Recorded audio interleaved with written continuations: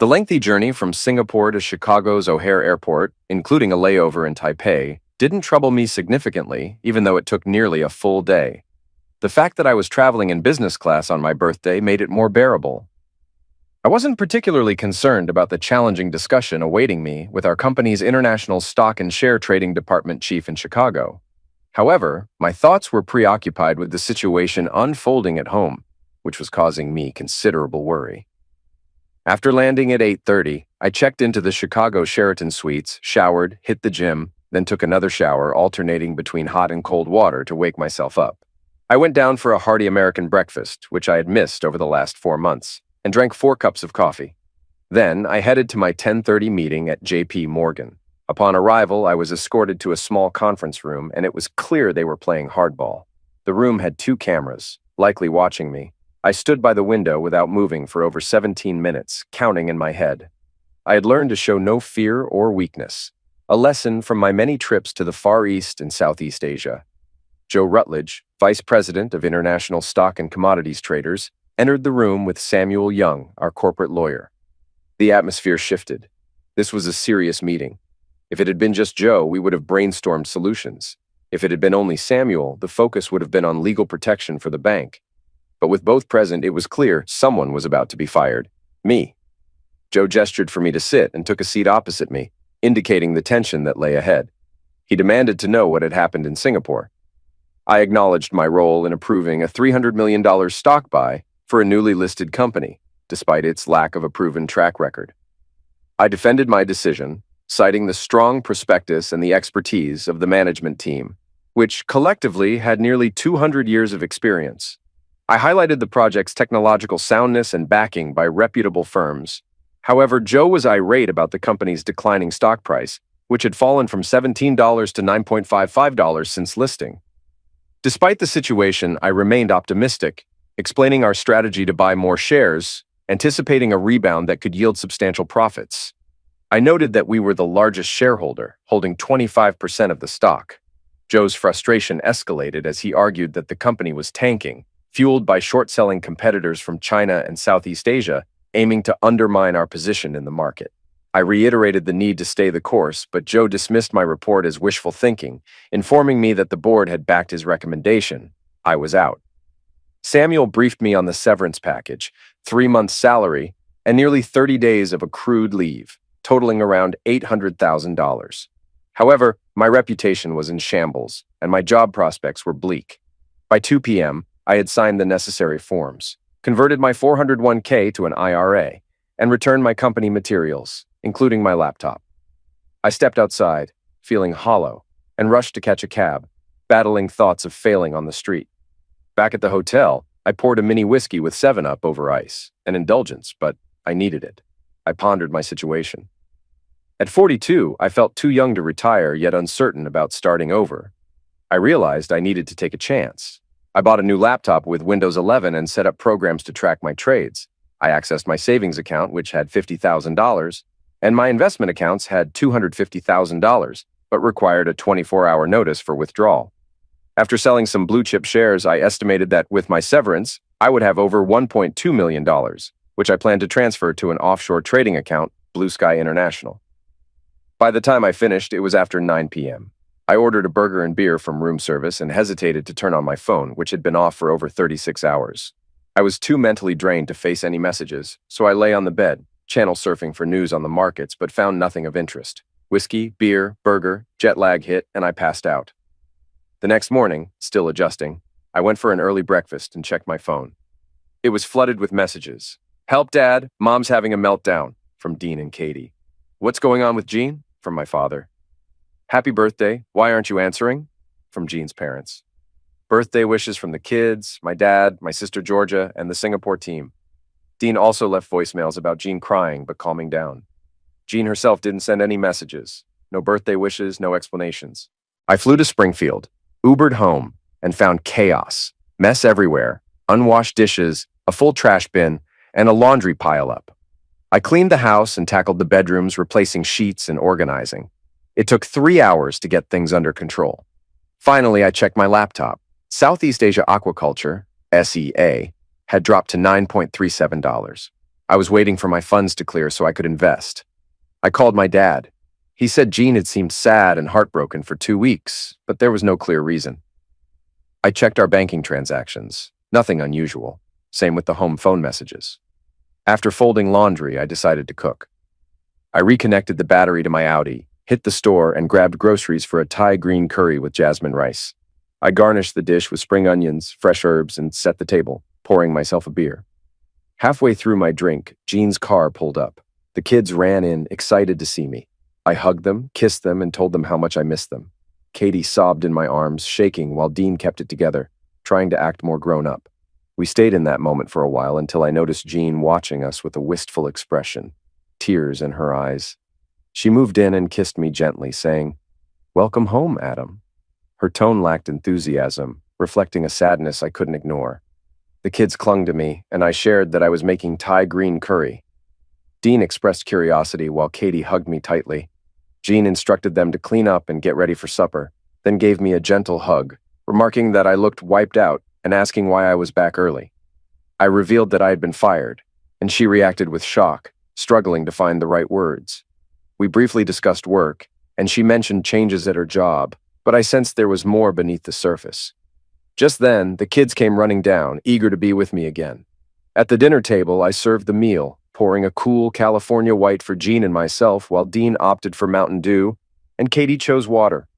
For the first time in 4 months, we sat down together as a family. I shared stories about my time in Singapore, recounting the fun team-building activities like dragon boat races and combat archery, which brought smiles to the kids' faces. After finishing dinner, Dean and Katie returned with a wrapped present, excitedly wishing me a happy birthday. Jean's expression changed to shock as she realized she had forgotten. I was tempted to remind her of the gold and diamond earrings I had given her, but I focused on the kids instead. Inside the box was a DVD collection of Band of Brothers, a show I loved.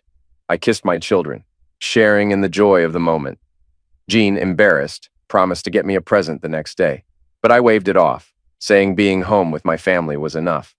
Dean and Katie hugged me, expressing their love. We spent over an hour chatting before the kids went to do their homework, and Jean and I started cleaning up. I noticed something was off with her and asked what was going on. She admitted feeling depressed, stating that my frequent absences had made her feel lost and disconnected from our life together. I pulled her into a hug, and she initially resisted, but then let me hold her as she cried softly against my chest.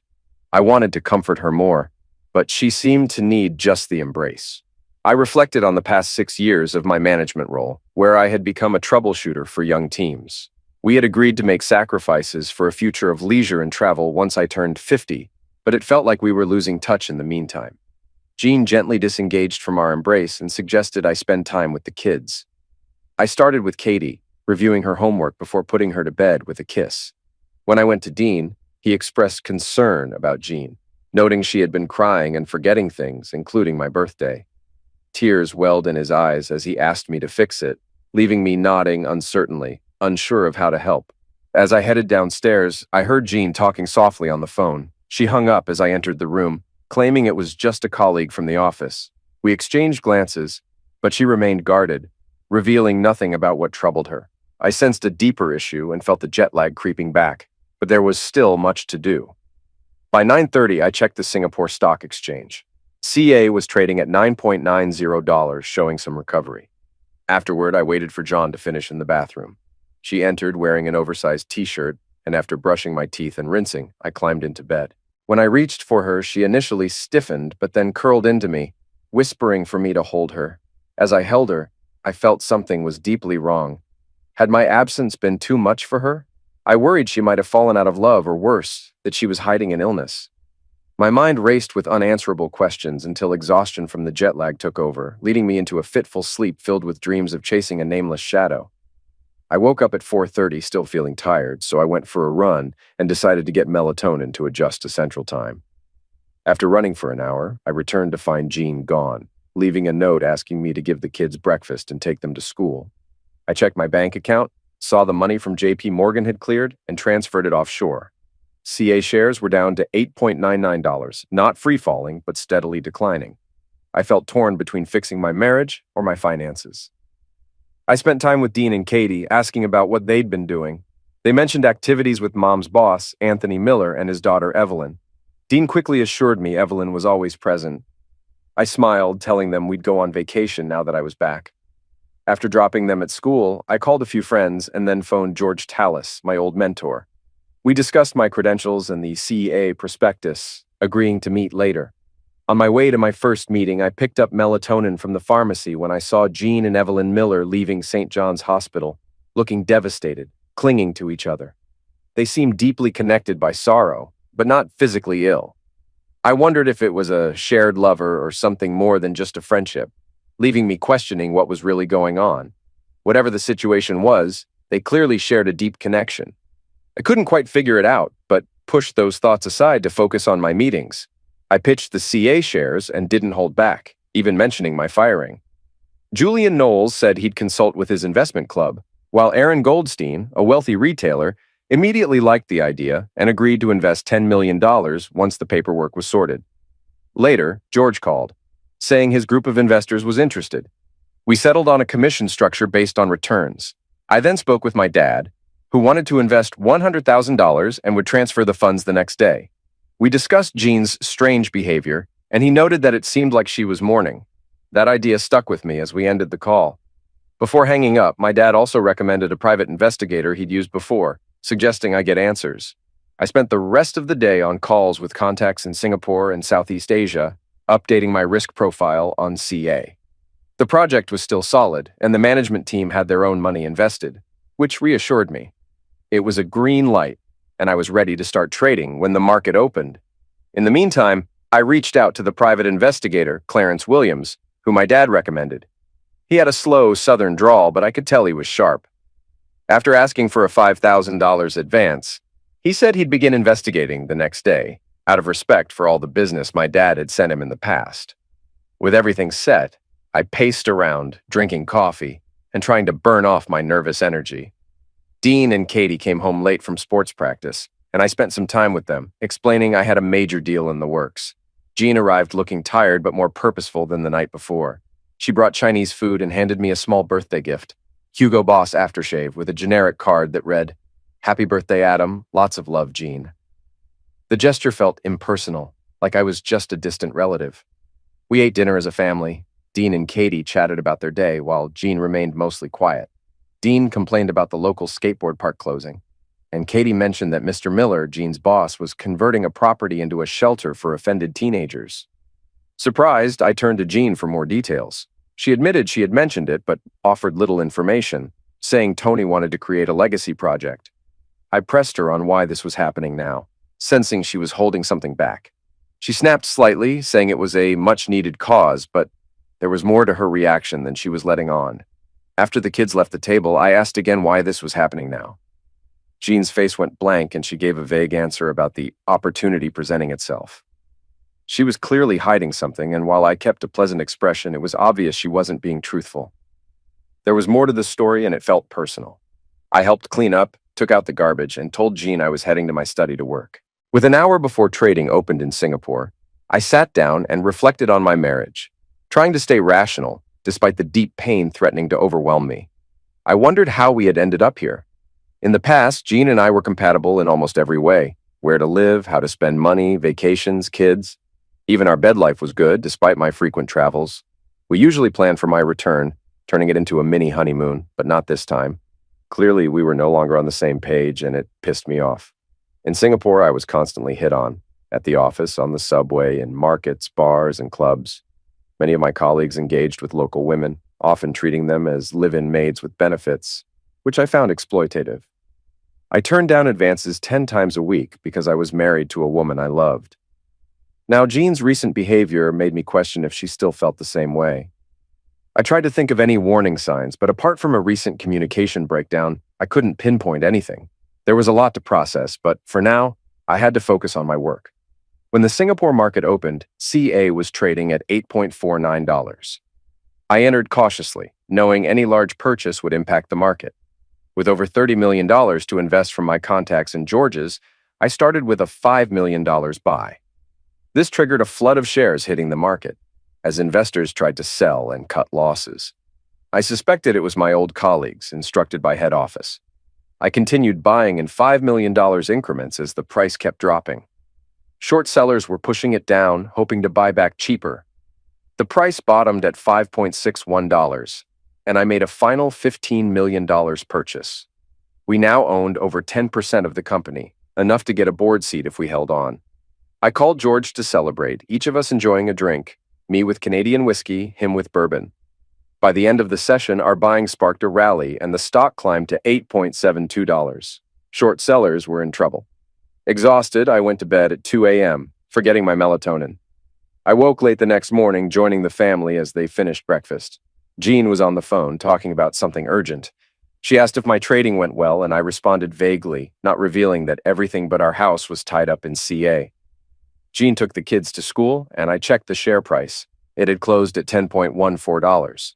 The short sellers had lost big, and the stock was stabilizing. I spent the rest of the morning emailing our investors and catching up on business. Then I explored the Miller Real Estate website, which highlighted their New Horizons home program for troubled teens. They claimed to provide housing, meals, and support to help teens get off the streets and back on track. I didn't find much more on the Miller Real Estate website, so I checked Anthony Miller's Facebook. His page was full of vacation photos, cars, and social events. A recent company group photo caught my eye.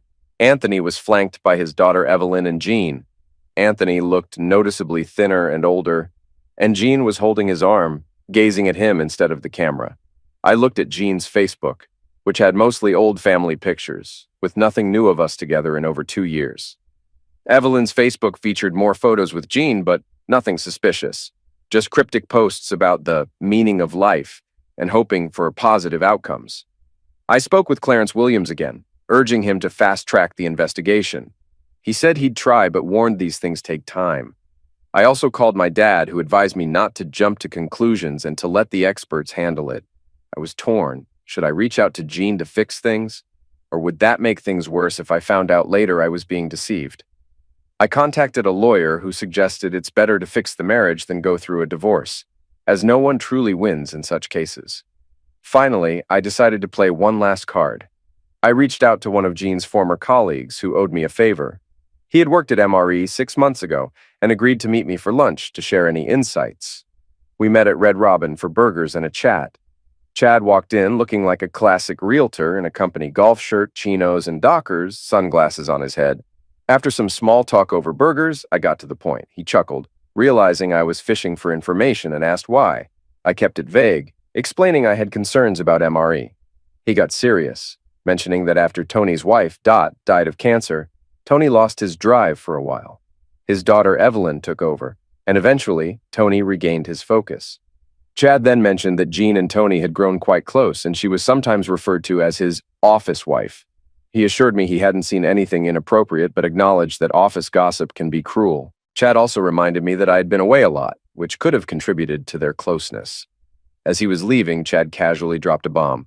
There were rumors that Anthony had been diagnosed with cancer.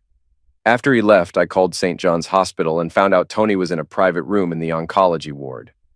I paid for lunch and headed home with a lot on my mind. That evening unfolded similarly to the previous ones. After cleaning up, I went outside with a whiskey and cheroot, enjoying the quiet neighborhood. Jean joined me with a glass of wine and confronted me about visiting the MRE website, revealing that they must have tracked visitor data. She questioned why I had been snooping, suggesting I had also checked social media pages. Her tone was accusatory, hinting she was ready for a fight. I kept my poker face, letting her words bounce off.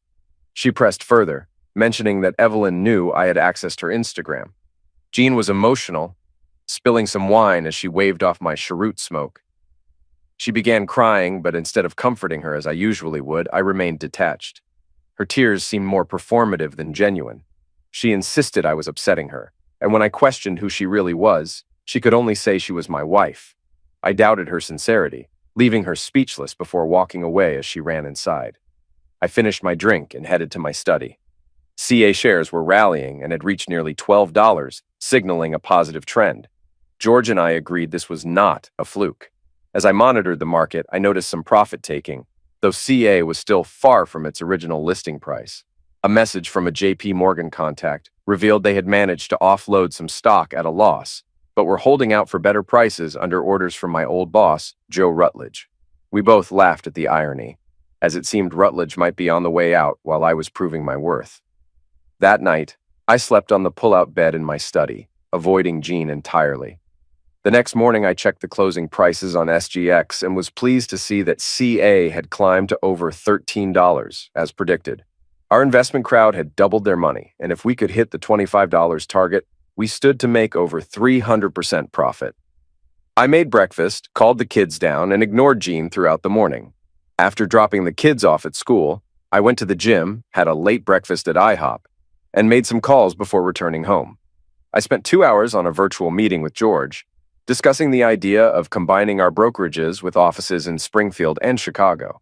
We agreed to move forward with the idea, and I focused on developing a go-to-market plan for the rest of the day. Late in the afternoon, John returned home alone.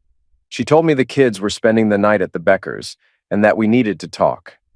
She poured me a bourbon and herself a glass of wine as we sat in the living room. I remained silent, waiting for her to speak first. Eventually, she became agitated and launched into her explanation, saying she didn't know what I thought she'd been doing while I was away, but that my behavior had been disrespectful and cold. She apologized, claiming she felt like we had become strangers due to my time away. She sniffled, saying she had been under a lot of pressure, but insisted that our marriage was all that mattered. After her emotional outburst, she excused herself, and I sat there sipping my drink, wondering if she was losing touch with reality. I heard her on the phone and later the bath running. When she finally came back downstairs, she was dressed in a gray knit dress and black pumps, wearing the pearls I had bought her years ago. She looked stunning for her age, even more attractive than women a decade younger. She urged me to shower and get dressed, saying she'd book a table at Chesapeake Seafood Restaurant. I got ready quickly, ignoring the urge to confront Jean as she seemed to be on the phone again. We Ubered to the restaurant, where she started with a gin and tonic, while I opted for a Singapore gin sling.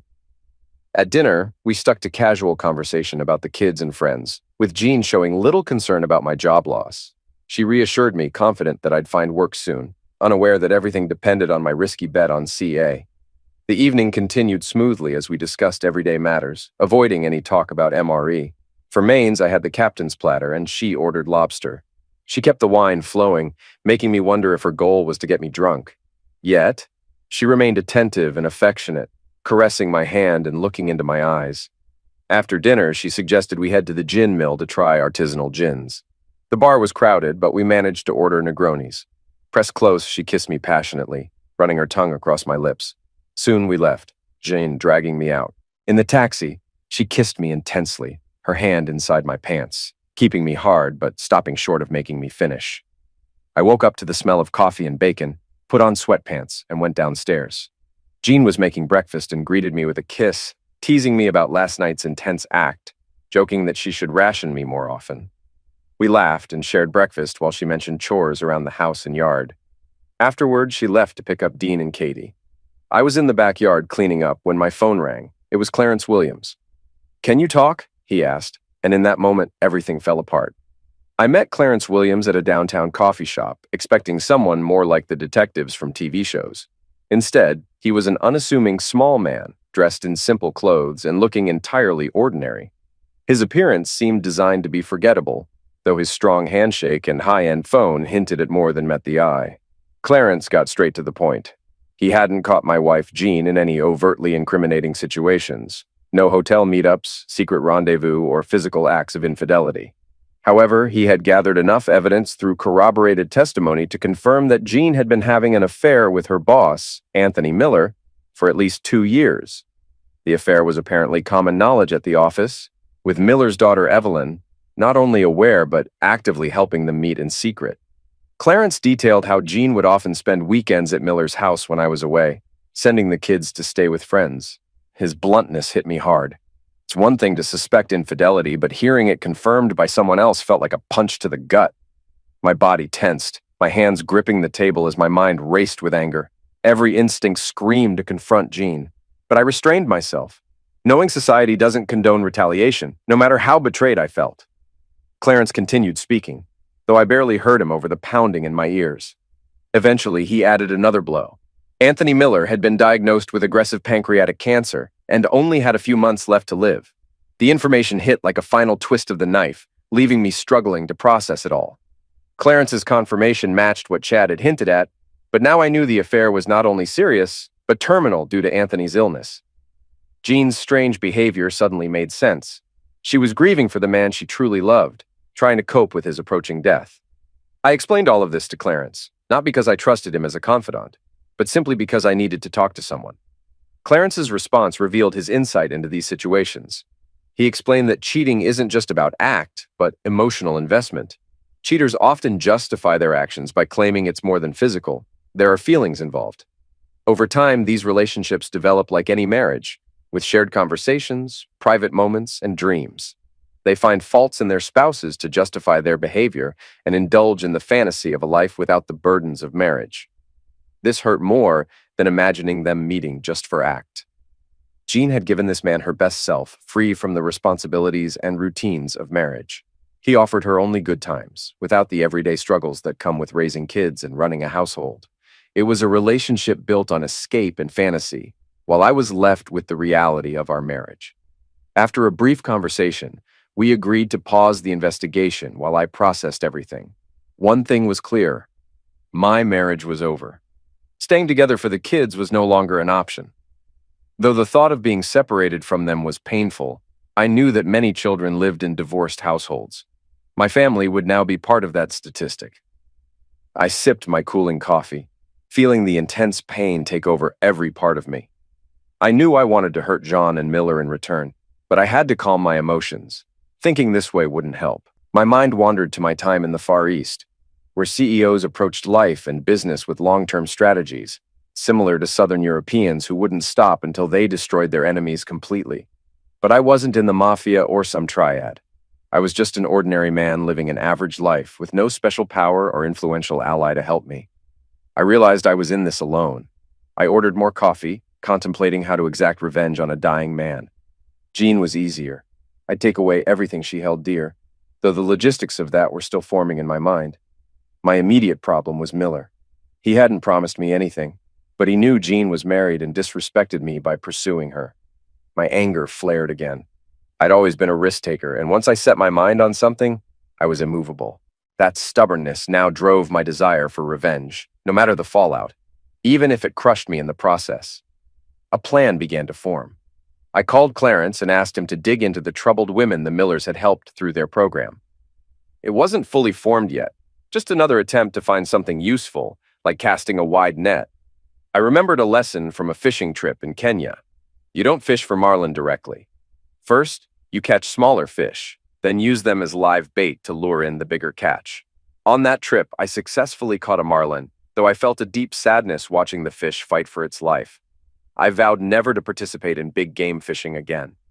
However, the lesson in catching the marlin inspired a plan.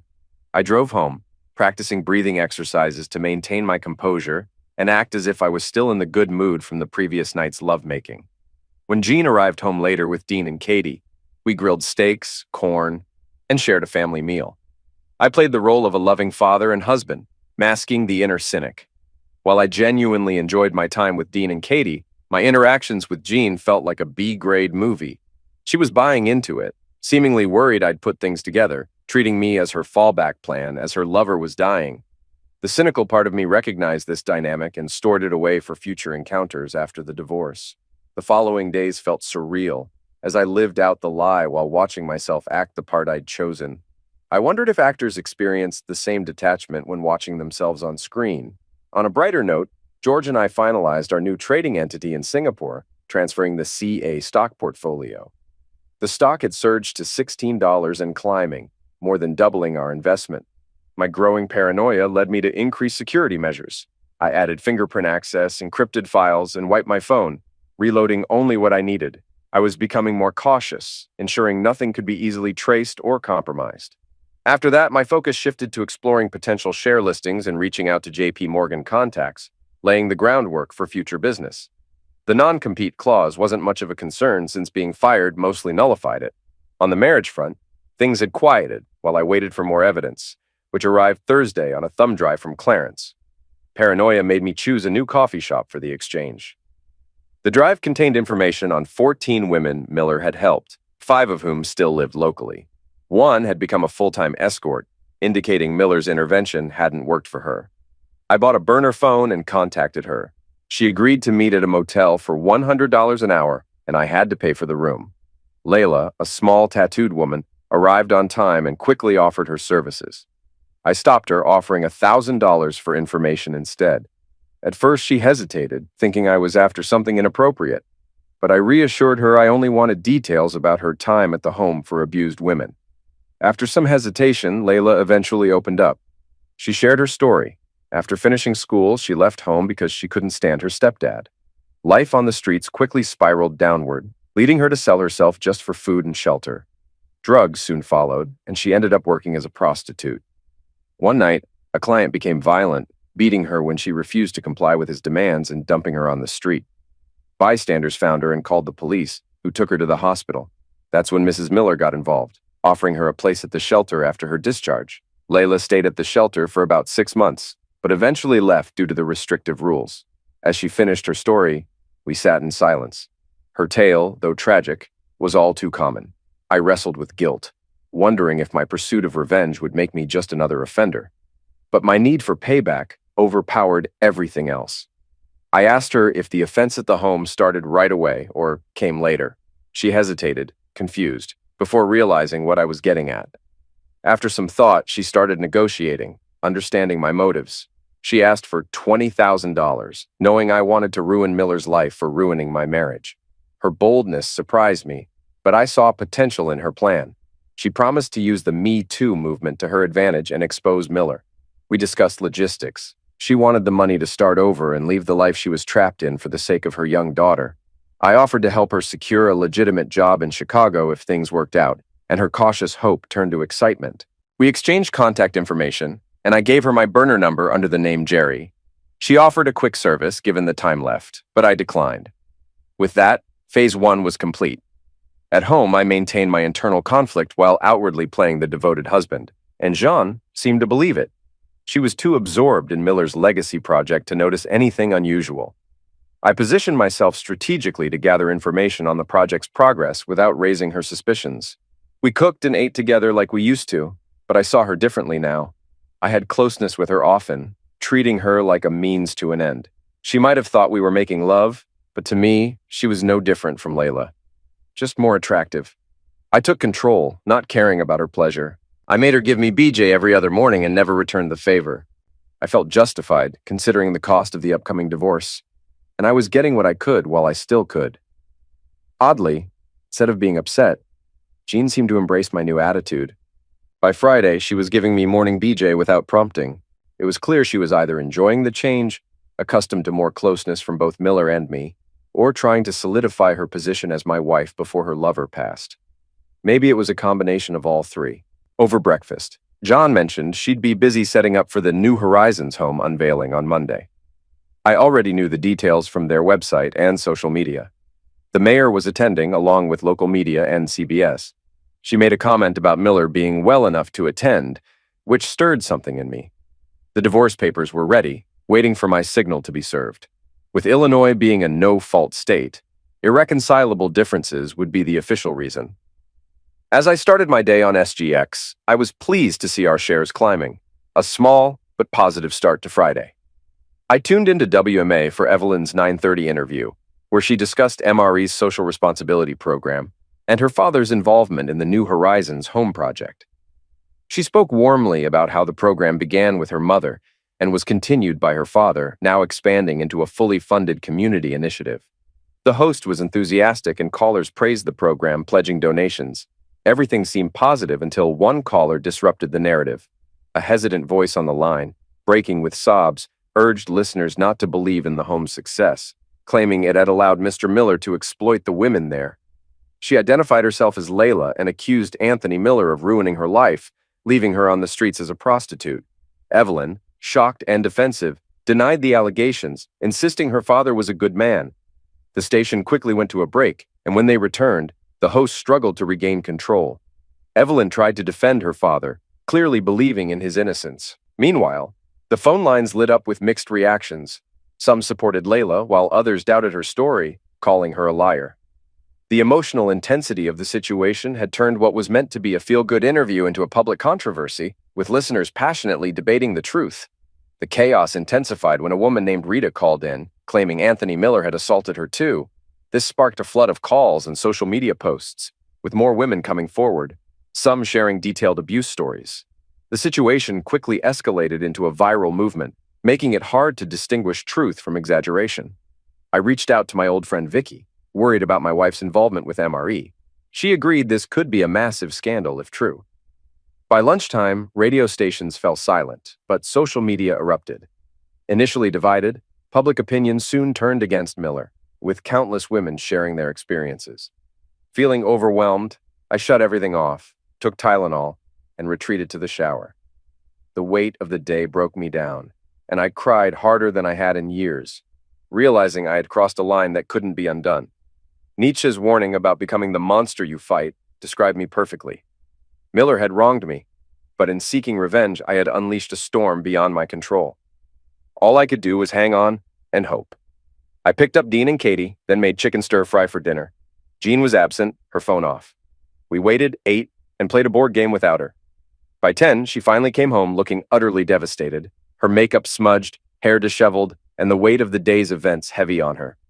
She collapsed into a chair, shaken by the accusations against Miller.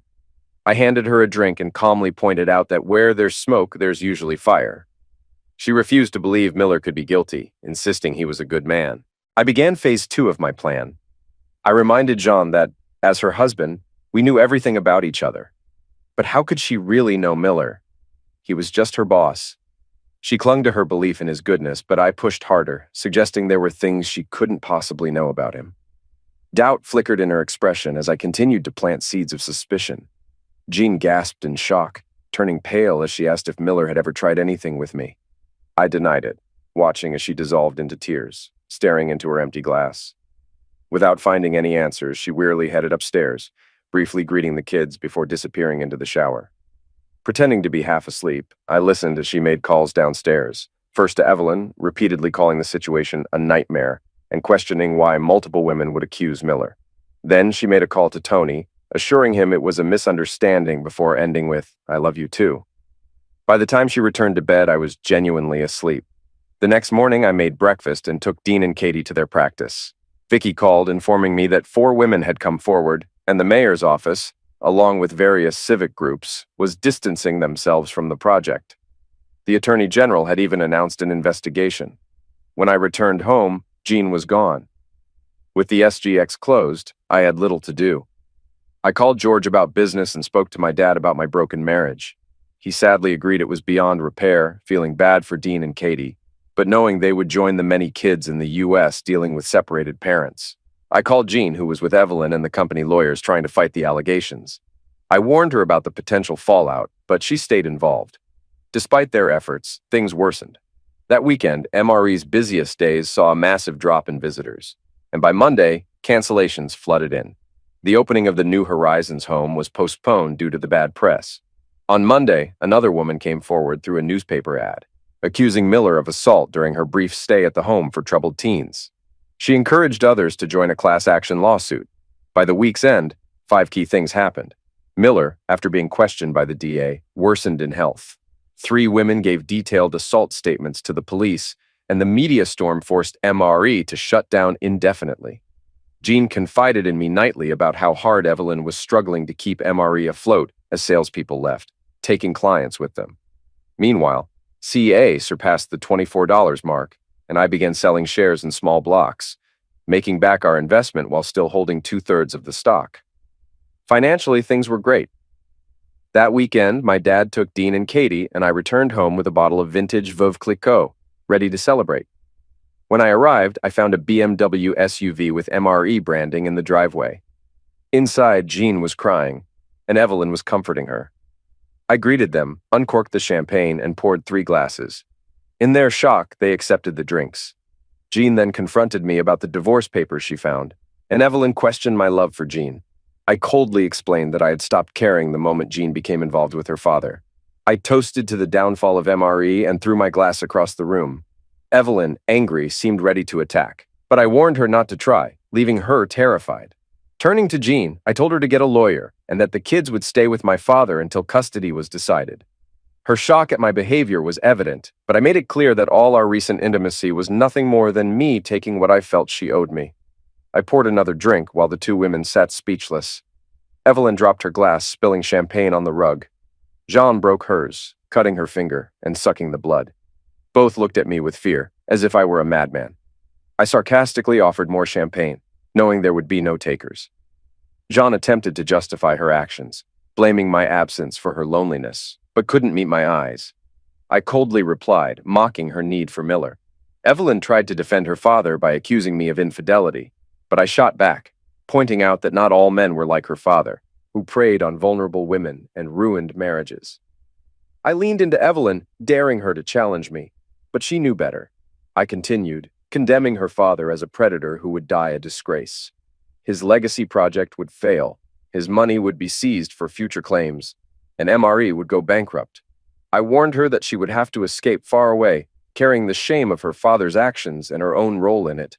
Evelyn was trembling and crying under my verbal attack, likely wishing she could hit me. I wished the same so I could unleash the anger I had held back for weeks. I compared her actions to Ghislaine Maxwell's role in grooming girls for Jeffrey Epstein, causing her to shake her head in fear and denial, insisting her father was a good man. I turned to Jean, giving her 2 hours to pack her things and leave. If she stayed, I threatened to call the press and expose her involvement. Furious, she cursed at me, but said she'd get a lawyer to fight for what she wanted. I repeated my warning. 2 hours. Leaving the house, the adrenaline finally hit, and I began hyperventilating, shaking uncontrollably for about 15 minutes. Once I regained control, I called my dad, instructing him to keep Dean and Katie and not let Jean be alone with them. Afterward, I drove aimlessly, eventually filling up my car and returning home late, surprised by how far I had driven. The house felt empty, like a mausoleum filled with memories of better times. I couldn't sleep, haunted by thoughts of what I had set in motion. Socrates once said that an unexamined life isn't worth living, but I avoided examining my own too deeply, especially now. It had gone too far to stop, and I worried it might unravel in court, potentially implicating me. I decided to get Layla out of town to minimize the risk. After a restless night, I called the kids, sensing Dean was already suspicious. I also reached out to Layla, who confirmed she'd leave for Chicago the next day, with $25,000 already in her account. George had arranged a job for her in property management. Later, Vicky called to tell me 3 of the women were suing Miller for damages, with papers being served Monday. We discussed how the situation had escalated, comparing it to the Harvey Weinstein case. That Saturday, I spent time with Dean and Katie, explaining that their mom and I were divorcing because of her affair with Miller. Katie cried, and Dean took it stoically. We spent the rest of the day at the driving range and had dinner together before heading home. On Sunday, I received calls from Jean's parents, asking if there was hope for reconciliation for the kids' sake, but I knew there wasn't. How can I reconcile with someone who's had an affair for years, especially with a man who's a predator? I told Jean's parents. They were shocked, unaware of the scandal in Illinois. I assured them the truth would come out in court and ended the call, hoping their image of Jean was shattered. Life moved slowly after that. Dean and Katie were back home, and my dad moved in to help. Business with George picked up, and we received glowing referrals. 2 weeks later, Vicky informed me that a 4th woman had joined the lawsuit against Miller, though, strangely, Layla hadn't. I had a meeting with Jean's lawyers to discuss the division of assets. I protected Dean and Katie's education funds and had already moved my final payouts offshore. Jean claimed we should have more cash, but I insisted it was lost in bad investments. When she called my bluff, I warned her that if she didn't accept the deal, I'd fight for the house and drain her financially. Jean alternated between anger, regret, and trying to blame me for her actions. At one point, she even suggested we try to work things out, but quickly shifted back to threatening to take me for everything. The battle dragged on for months, but I held most of the cards, fueled by righteous anger. At another meeting, when I refused to budge, Jean's lawyer threatened to get her back into the house immediately. I responded with a grin, warning Jean to tread carefully or I'd expose her complicity in a violent criminal gang. She turned pale, resembling someone in shock. "Try me," I said, "and see what happens next." As I left the office, I saw Evelyn in the foyer glaring at me. I smiled at her with the confidence of someone who had already won, and her smirk quickly faded. "You should have stayed out of it, Evelyn," I told her. "Now you'll face the consequences." 2 days later, I paid Layla another $5,000, and social media exploded with accusations that Evelyn had helped her father, Anthony Miller, recruit women for trafficking. The public outrage was swift, likening Evelyn to Ghislaine Maxwell. The DA's office faced backlash for not arresting either of them. Evelyn became a target, and the pressure mounted. Meanwhile, Miller was sued by the 4 women who had come forward. I began losing sleep, realizing that if this went to court, it could unravel everything and backfire on me. 6 weeks after my return from Singapore, I was working from home when the doorbell rang. It was Evelyn. She wanted to talk, but I wasn't in the mood to play nice. I refused at first, accusing her of trying to trap me into saying something she could use against me. She pleaded, and I eventually agreed, on the condition that she leave her phone and handbag in her car. After ensuring she wasn't recording anything, I let her in and made her sit across from me. Evelyn started by saying she thought I was a nice guy and begged me to stop what I had set in motion. She claimed the accusations against her father were lies and needed to be retracted, but I remained unmoved. I reminded her that it was now in the hands of the courts and mocked her for expecting help after her father had an affair with my wife. She was clearly defeated, tears streaming down her face as she asked when I would be satisfied. I made it clear there would be no peace until her family was completely destroyed. There was no stopping, no truce. The Millers would be utterly ruined, and that was the only outcome I sought. Evelyn realized the truth of my words but still tried one last time, offering herself to me as revenge, suggesting I make her my whore. I considered her, unmarried and recently single, fit and attractive, but instead of taking her up on the offer, I taunted her cruelly, asking if she wanted me to humiliate her in front of her father and Jean. She turned pale, called me a pig, and stormed out. I grabbed her arms, reminding her that I wasn't a predator like her father. Shaken, she fled to her car, driving off erratically. I felt both satisfaction at hurting her and disgust at my own brutality. The rest of the week was filled with meetings with lawyers and business deals. George and I were looking into promising companies on the Hong Kong and Johannesburg stock exchanges. Meanwhile, the class action lawsuit against Miller gained momentum. The Millers, led by Evelyn, were trying to settle out of court while the DA hesitated to prosecute a dying man. A particularly damning revelation came from the accusers when one woman offered to describe Miller's genitals in detail, having been assaulted by him so often. This sealed the case. The Millers were financially ruined, their property sold, and the women received multi-million-dollar settlements. MRE was finished. I visited Miller in the hospital, determined to ensure he knew I was behind his downfall. I entered his room unnoticed and confronted him, telling him I had ruined his life and legacy for what he did with my wife. I asked if it was worth it, leaving him to die knowing he had lost everything. He passed away 2 days later, cremated in a small gathering attended by only 5 people, including Jean. Jean, devastated, confronted me, accusing me of ruining Miller's life. She admitted she loved him, claiming he gave her the attention she needed, unlike me, who always prioritized work and the kids. She said she had felt neglected, but I didn't let her dwell in her memories. Instead, I played a recording of my final conversation with Miller. He had confessed to using women for favors and admitted his guilt, revealing how my actions had unintentionally uncovered his predatory behavior. Miller boasted about taking Jean from me, but I reminded him it had cost him everything. Jean, overwhelmed by the truth, collapsed and went catatonic. I walked away, leaving her to deal with the consequences of her choices. She was no longer my concern. When MRE was offloading assets, I bought the house they intended for the New Horizons home at a great price. I announced through ads and radio that I would turn it into a women-run halfway house for abused women, naming it the Joy Carter Home after my mother. The home was placed in a trust, with my father, myself, and the 4 women who had sued Miller as trustees. They were eager to contribute both time and money to the project, earning praise from the media, though I kept a low profile. This move also worked in my favor during the divorce, helping me secure a deal where Jean got primary custody. I paid child support until the kids turned 18, and Jean stayed in the house while sharing the mortgage. There was no alimony. In one meeting, Jean accused me of hiding money, but I warned her off, and she backed down, clearly afraid of me. Eventually, the divorce was finalized. I bought a condo where Dean and Katie could stay on weekends since Jean worked a lot. I traveled frequently, especially to the Far East, but life wasn't too bad. Jean's relationship with Evelyn collapsed after I played the recording of Miller admitting his assaults, which I distributed widely.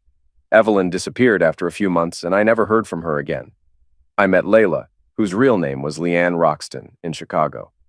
She had cleaned up and was thriving at her job. When I asked her if she knew about the offense, she confirmed it was an open secret, though no one directly admitted it out of fear of being kicked out. She wasn't abused herself, but contacted others and offered them $5,000 to say they were. Rita French, one of them, ended up coming forward on her own, and from there, the Me Too movement took over. Layla reflected that she could have made more money, but by the time the lawsuit hit, she had already moved to Chicago and missed the chance.